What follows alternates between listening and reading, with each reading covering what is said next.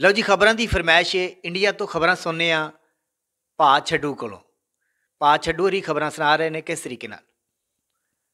हुण वेला हो गया जे स्वादी स्वादी खबरों का ते मंडियां दे भावां दा। लो बई सुनने वाली पब्लिको, इस वेले साडे स्टूडियो की घड़ियां ते 18:20 नूं काले आ।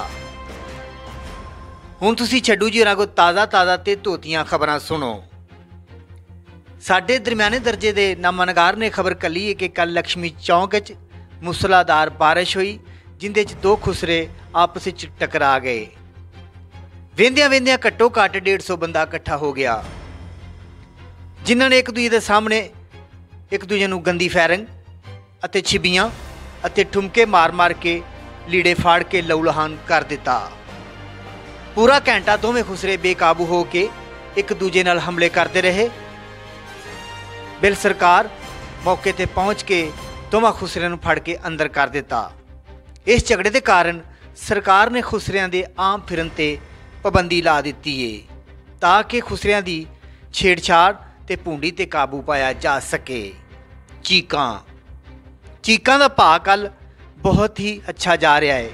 चीकां फराड़ मंडी च विकियां ने 1000 रुपया फी क्विंटल, ते मंडी च विकियां ने चीकां जिहड़ा 2000 रुपया फी क्विंटल, ते धोखा मंडी च चीकां दा भाव रहा है 2500 रुपया फी क्विंटल।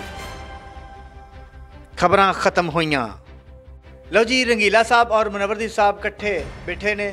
गर्मी का मौसम है, प्यास लगी है, तो रंगीला साहब मनवरदीप साहब नूं कह रहे हैं कि मैनू कुछ पिया, तो मनवरदीप साहब ने उन्होंने कुछ है पियाई है। तो रंगीला साहब वो किस तरीके दे नाल रिएक्ट किया और मनवरदीप साहब ने उस दे बारे की डिटेल दी है, मैं जनाब की खिदमत पेश कर रहा। रब दी सौं मैनू तू की पिया दिता है? रब दी सौं मैं तेन बड़ी कम दी चीज़ पियाई होए, क्योंकि सियाने कहंदे ने जिन्ना पीता सिगरट हुक्का उनका दिल होया रुखा, इनू पी के वेख लै। ते जिन्ने पीती पोस्ट वो ते किसे दा नहीं दोस्त, इनू पी के वेख लै। ते जिन्ने खादी फीम वो ते हो गया यतीम, वो इनू खा के वेख लै। ते जिन्ने पीती चरस वो ते हो गया ही बतरस, वो इनू पी के वेख लै। ते जिन्ने पीती शराब वो ते हो गया ही खराब, वो इनू पी के वेख लै। ते जिन्ने लाई पन्नी उन्हें घर विच पाई अन्नी, उन्हें छड्डी नहीं कौली छन्नी, इनू पी के वेख लै। ते जिन्ने पीती भांग वो ते मस्ती मलांग, वो ते कदी नहीं होया तंग, उन्हें पी के वेख लै। लो जी, दोस्तों की फरमाइश थी कि सुदागर साहब सानू मनीर टीवी उत्ते पानी दा बुलबुला सुनाओ। एक ऐसा गाना है कि जिहड़ा बहुत ही मुश्किल गाना है, तो मैं इनू हथ पाने की कोशिश की है। गाना भी बड़ा तिलकना जिहा है, हथ पैंदा कोई नहीं, पर धक्के ने हथ पाने वाली गल है कि पानी का बुलबुला मैं पेश कर रहा जनाब की खिदमत।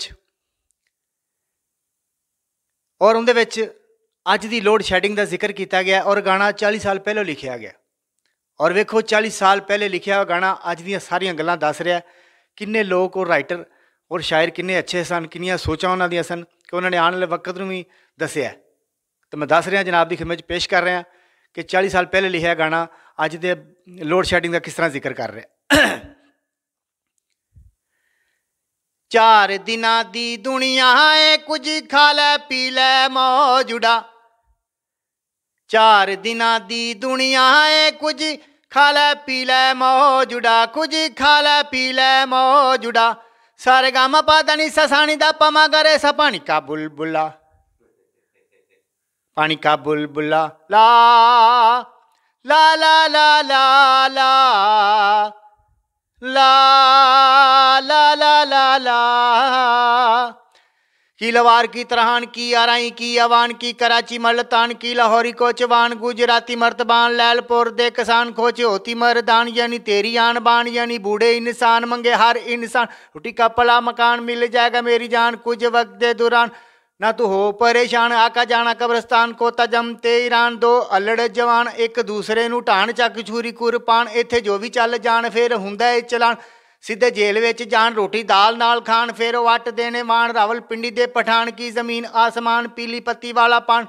दो अलड़ जवान एक दूसरे नूं टाण चाकू छुरी कुर पाण इत्थे जो भी चल जाण फिर हुंदा है चलान सीधे जेल विच जाण रोटी दाल नाल खाण फिर वो वट देने वाण रावलपिंडी दे पठान की जमीन आसमान पीली पत्ती वाला पान कोको कोला दे शदान रब तेरा निगहबान सब पानी का बुलबुला आ पानी का बुलबुला ला ला ला ला ला ला ला ला ला ला ला की महीने दिन साल की माजी और हाल की जुल्फां दे जाल की माइयां और लाल की कवारे सुर ताल की खराब की हलाल की हराम की हलाल हीर रांझे दे कमाल कट बिजली तू बाल यानी थोड़ा इस्तेमाल कर कुछ ते ख्याल नहीं तो होना बुरा हाल मज्जां गावां दे दलाल नाच गाना ते धमाल गुल्ली डंडा फुटबाल ए सलेफ ते रुमाल गम खुशी खुशहाल रब देम दा टाल नाले चौक सियाल ए नीलो दे कमाल सखरोड़ी खानो वाल सब पानी का बुलबुला 4 दिना दी दुनिया है कुछ खा लै पी लै मौजुड़ा कुछ खा लै पी लै मौजुड़ा सारे गामा पादा नी सा सानी दा पमा करे सा पानी का बुलबुला आ पानी का बुलबुला ला ला ला ला ला ला 150 मैनू तुला। लो जनाब एक औरत सी उनके सिर ते 3 वाल सन। वेखो जी उनके सिर ते 3 वाल सन जिन्हें मेरे को सिर ते है ने इन्ने को उनके सिर ते सन जिन्हें 3 को वाल टोटल। उन्होंने कितने फंक्शन ते जाना पै गया। उन्हें कहा भी मेरे सिर ते 3 वाल ने तुम फंक्शन ते भी जाना है। बहरहाल उनके जहन च आया कि चलो मैं किसी ब्यूटी पार्लर जाके कोई अच्छी जी स्टाइल बना लेनी हाँ तो गुजारा करना। वो एक ब्यूटी पार्लर चली गई तो ब्यूटी पार्लर तो मियाँ बीवी इकट्ठे ही काम करते सन। हुण उन्होंने कोल जाके तो कहती भाईजान आ वेखो मेरे सिर ते 3 वाल ने इन्होंने कोई अच्छा ही स्टाइल बना दो ना। उन्होंने दोवां जियां ने वेख्या उन्होंने आख्या भी 3 वालों का तो घर भी नहीं बनता इनका की बनाइए। बाहर उन्होंने कंघी कैंची फड़ी तो जो सिर नूं हथ लाया तो एक वाल विचों टुट गया। कहती है अल्लाह जी मैं घरों जो आई सा मेरे सिर ते 3 वाल सन तुसीं विचों एक वाल तोड़ते हुण मैं की करा। कहंदा बाजी हुक्म करो तो 2 वालों दियां मीडियां बना दिए। कहंदी बना दिओ। लो जी ना फिर कंघी कैंची फड़ी तो हथ लाया तो एक वाल फिर विचों टुट गया। कहंदी हाय अल्लाह जी मेरे सिर ते 3 वाल सन तुसीं 2 वाल तोड़ते हुण मैं की करा। कहंदा बाजी हुक्म करो तो एक वाल दी गुत्त बना दें। कहंदी रहन दिओ एक वाल दी गुत्त मैं जाना तो फंक्शन ते है ना मैं खुले वालों नाल चली जानी हाँ।